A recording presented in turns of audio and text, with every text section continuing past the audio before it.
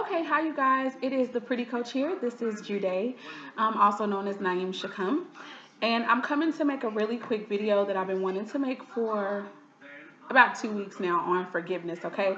I did post my thoughts and my notes via audio, but I did want to come up and just do the video and talk a little bit more about it. It's going to be the same thing, but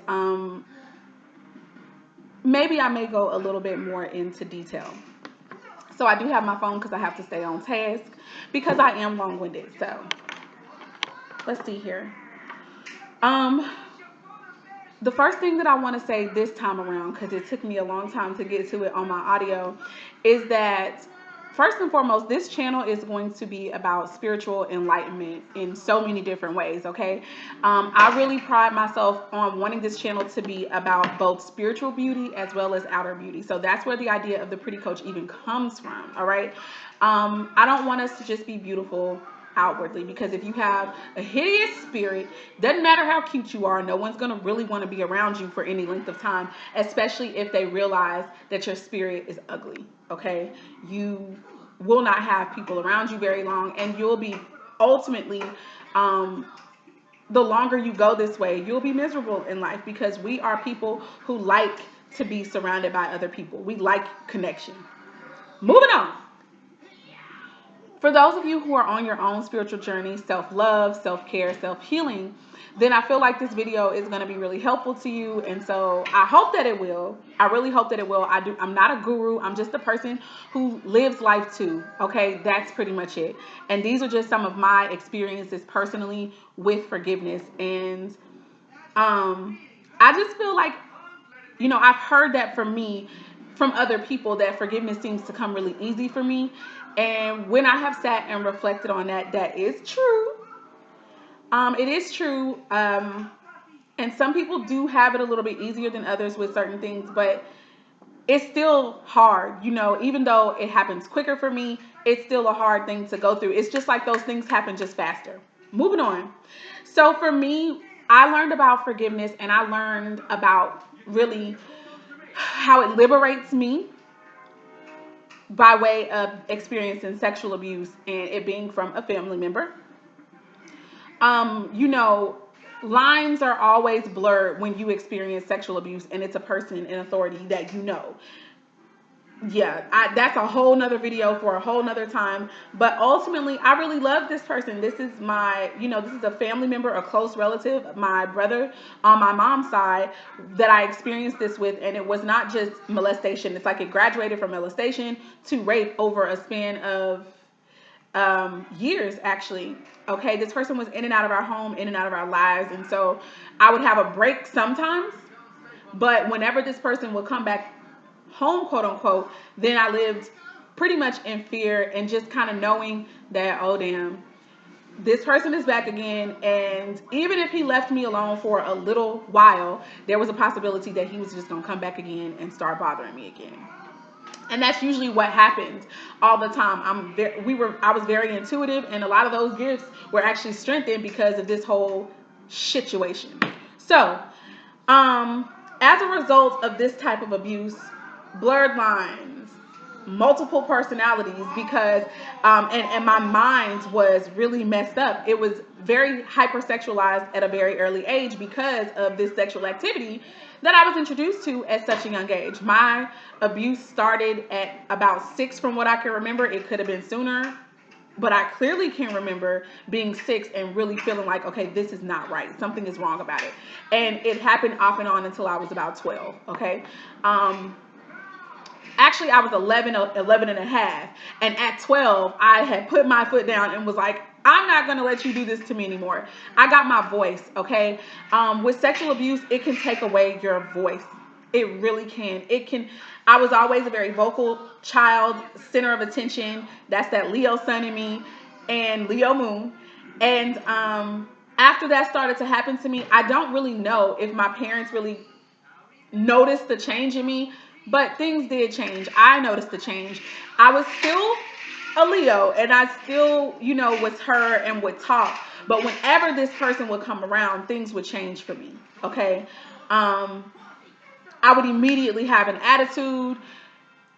I'm talking about my attitude definitely changed towards men after that as well. I could not stand them. Could not stand them. Even though at one point in time I knew in my life that I was going to want to be with one when I got older, it was just like I didn't really like them telling me anything. So this abuse just really affected so many different aspects of life, and it still does to this day. But um first of all, acknowledgement of it, speaking up about it, has been a major factor in my healing. Okay, so I am an advocate for speaking up about sexual abuse because it really can assist you. No matter how afraid you are, no matter how embarrassed you think you might be, you will realize that you are not the only person. And that's so unfortunate to say, but it's true. And not only do you help yourself and you free yourself, but when somebody else hears your testimony that, oh, it happened to me too, it's like, I don't know why, but there's a sense of encouragement and support that comes from that because so many other people have experienced that, both male and female. All right. So as it pertains to forgiveness, so I don't go on too long of a tangent, it was because of unforgiveness for a while that my anger would get the best of me. My hatred, because it did turn into me to hatred for my brother, because it's like he was just so fake to me. You know, I hated that, and to this day I can't stand fakery. I cannot. It bothers me. Okay, but long story short, me operating in hatred, unforgiveness, anger towards him, resentment, it only took me further away from who I really am. As a Leo and a sun sign, I am happy most of the time. I am very optimistic most of the time. I enjoy smiling. I enjoy being myself and giving love and light and energy to other people. And the thing was, whenever this person came into my space, it totally shut that shit down. And if it didn't totally shut it down, it still altered me in some way. And so it altered me in a way that even other people who would be around me would begin to notice, like, dang, what's wrong with you? And a lot of times, if this person even commented or said something to me, I was rude and snappy and just chopping them up with this tongue of mine. And a lot of times it just made me look stupid. It made me look mean and hateful, which most people know that I'm not. But again, this is the point. It makes you look bad. Okay, especially if you haven't spoken up about what's going on to you. And even if you have, being mean and hateful to the person who abused you doesn't change the fact that they abused you. And it really doesn't help the situation. It really doesn't. And it certainly doesn't help you. Okay, so let me get to some of the points.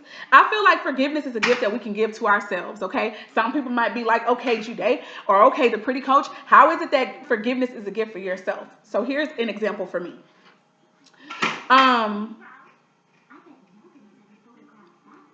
Remember how I mentioned to you that my whole demeanor would change. My spirit would totally go down whenever this person would come around me. I had bad nightmares. For those who may have heard the audio, you'll know I shared that in the audio that I had terrible nightmares. I always tried to, you want to come up here? Amy's little handsome nephew is coming to join. Oh, yes. Okay. Yeah. Turn around so you can be in. Okay. So yeah, I used to suffer from really bad nightmares, and it really used to, I mean, those nightmares where you wake up and you're crying or you're whimpering in your sleep and you can hear yourself whimpering. A lot of times I was trying to relive the attacks and change it, somehow to bring myself some bit of closure. Because of course this person never did apologize for this. They just went on with their life and living as if nothing happened. And meanwhile, that's another thing. Like, the victims are sometimes left to heal themselves. Let me not just say sometimes. A majority of the time, the victims are left to heal themselves. And so honestly, that is what I had to learn how to do. But I feel like it's a beautiful blessing in disguise. I mean, at the time it wasn't seeming like it was great, but it really is good to know that you can heal yourself. It definitely takes a lot of willpower. It takes a lot of mental work. A lot of mental work. And you have to be willing to do that. If you're not, then you're going to suffer a great deal. And you're going to also have a mentality of victimhood. Okay? Moving on. So basically, when I forgave my brother, and I really did that from my core and from my heart, because at the end of the day, like, let me tell you what helped me forgive. I started to realize that maybe I just went out on a tangent and was like, what if something like that happened to my brother? I don't know where this thought came from because I was fairly young. Nobody was teaching at the time, 7, 8, 9, and 10-year-olds at the time, that when somebody abuses you, there's a possibility that it's happened to them. Most of the time, people are like, send that nigga to jail or send that person to jail. It's always about this punishment right away. So it was something within me. And I feel like it was the spirit. Yes. What's wrong? Are you sleepy? Yeah, you are sleepy. I felt like basically it was the spirit that let me know that there was a possibility that my brother could have been touched. And from that place, being a victim of being touched, right? And knowing the different thoughts. I've had terrible thoughts where I did these things to other people. Not only did I have thoughts, I acted on some of those things. And I'm not proud. When I say this is not proud just talking. This is just my real ass truth, okay?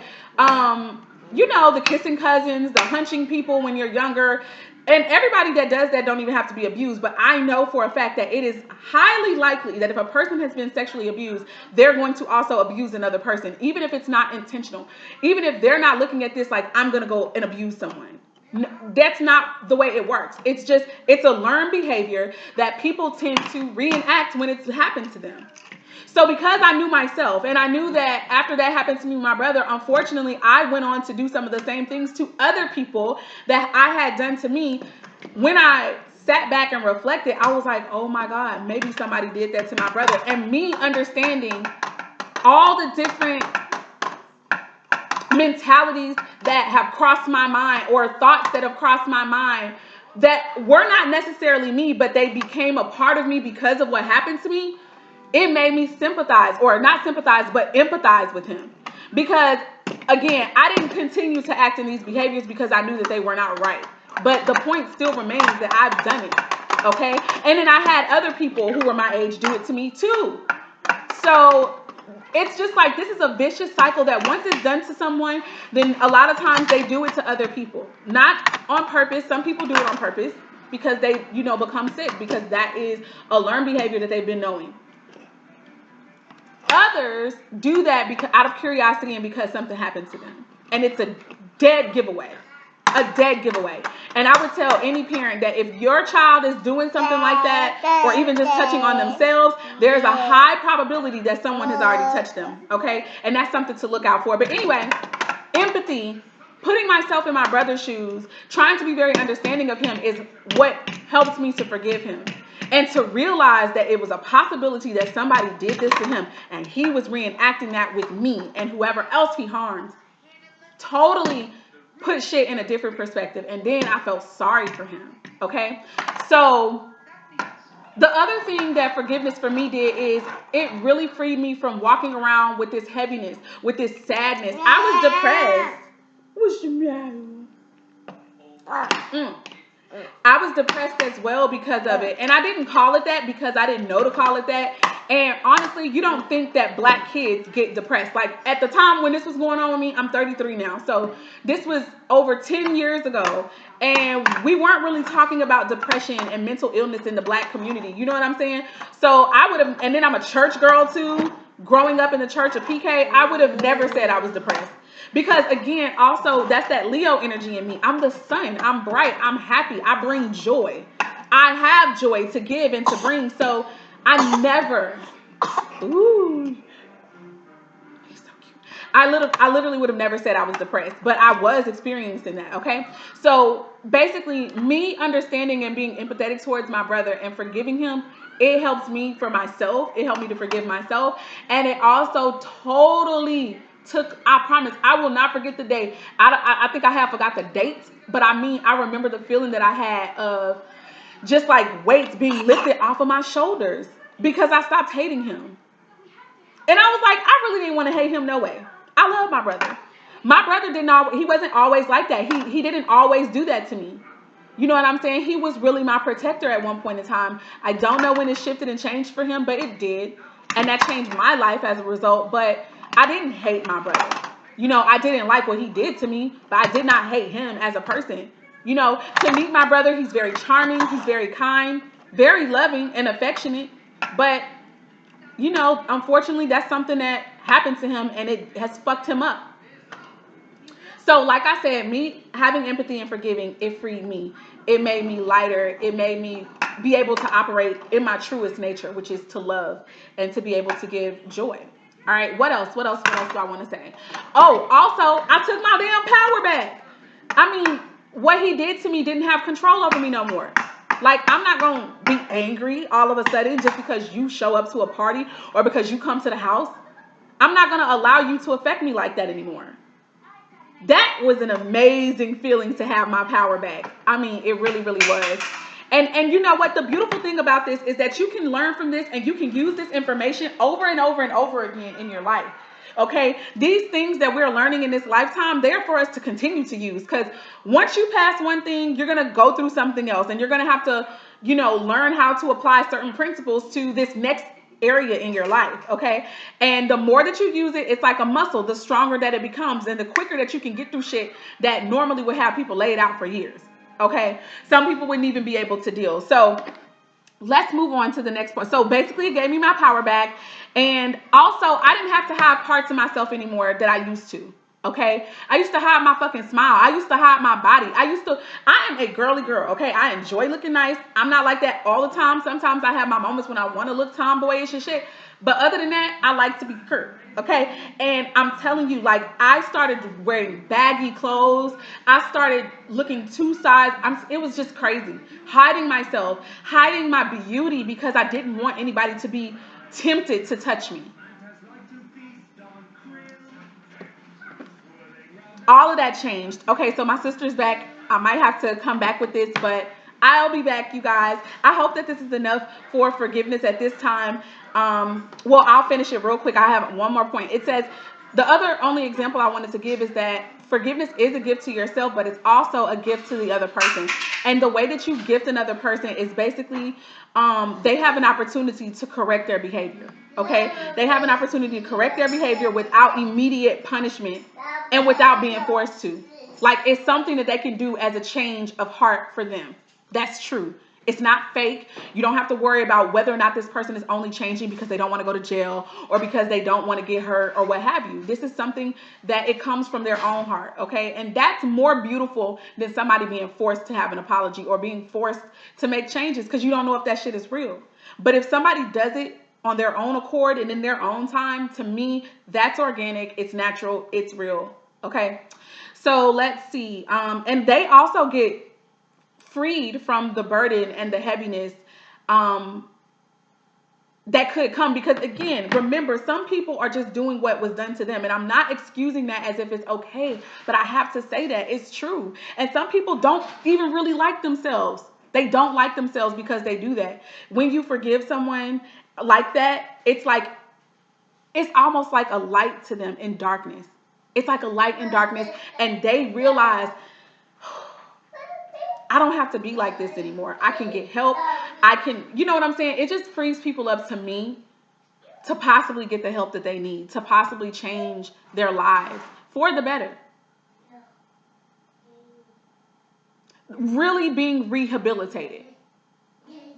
Unlike the prison system, which I feel doesn't really rehabilitate anyone.